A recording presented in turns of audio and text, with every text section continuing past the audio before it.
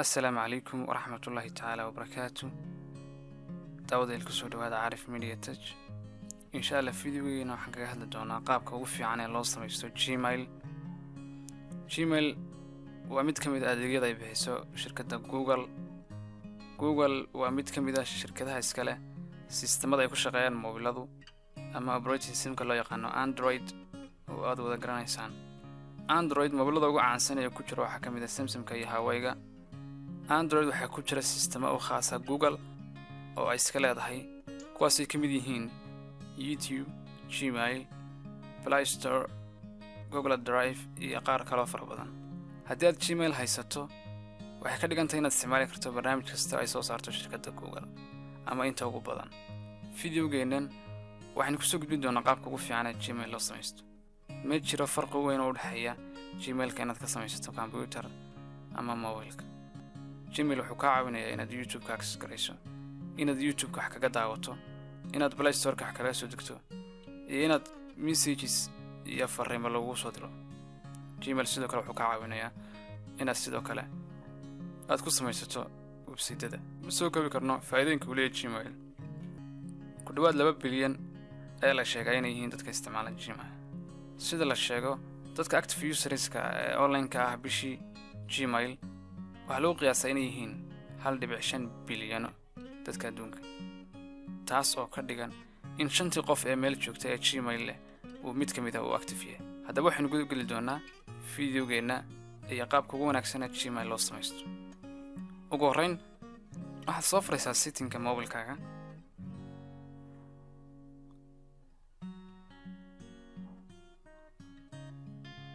kadib waxaad ka baaranaysaa meel ay ku taalo account. kadibna waxaad kasii dooranaysaa halka ku taalo add account oo micnaheedu tahay account ku dar. kadib markaad add account tiraahdo wuxuu ku soo saarayaa adeegyadan faraha badan leh ay ka mid yihiin Gmail, ay ka mid yihiin barnaamijyada kala WhatsApp-ka. marka adigu waxaad dooranaysaa ka ugu sarreeya ama meesha ku qoran tahay Google. sidaan hore u soo sheegnay, Gmail wuxuu ka mid yahay adeegyada ay bixiso shirkadda Google. in yar ayaad sugaysaa check information-ka. kadib daaqadan ay ku soo dhigay. ugu horreyn halkan wuxuu leeyahay Gmail geli oo micnaheedu ka dhigan tahay in Gmail aad adigu soo samaysatay ama hore kugu shaqeynay inaad geliso oo intaad ciwaanka geliso kadibna naga istiraahdo markaa waa Gmail shaqeynaya. laakiin inagu waxaan u baahannahay midaynu hadda samayno.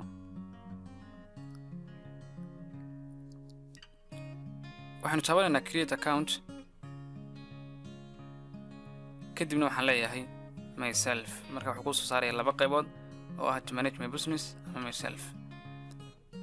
marka haddii aad doonayso mid shakhsiyadaada waxaad ku dhufanaysaa myself.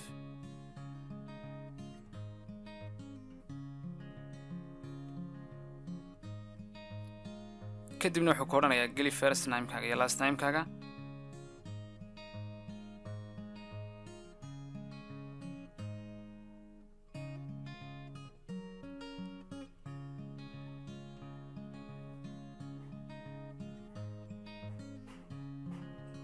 kadibna wuxuu ku odhanayaa bishaad iyo waqtiga aad dhalatay iyo maalintii aad dhalatay aad gelinaysa.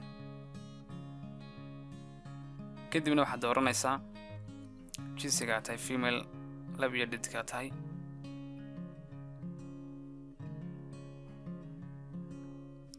kadib wuxuu ku siinayaa email isagoo kuu soo xulay oo ah tusaale qaybta hore aliabdikhaliq774@gmail.com ama aliabdikhaliq36 ama abdikhaliq36@gmail.com.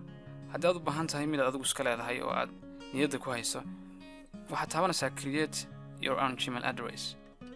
kadibna halkan ayaad gelinaysaa qaabka uu Gmail-kaaga u samaysmayo ama ciwaanka aad ku soo geli doonto.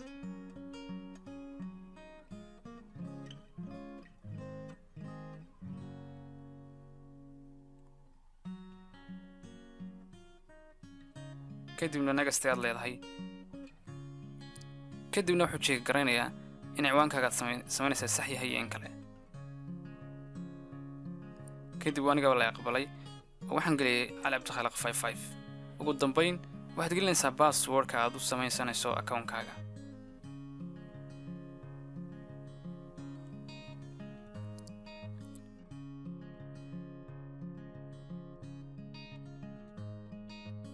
kadib sidaas ayuu ku samaysmay gmailkii aan imika samaynay next ayaan leeyahay kadibna waxaan aqbalayaa termska ee policyga shirkadna Google kadibna waxaan leeyahay I agree waan ku raacay check informationkii ayuu dib noogu soo celiyay oo ah inuu xogtiisa jaangarayo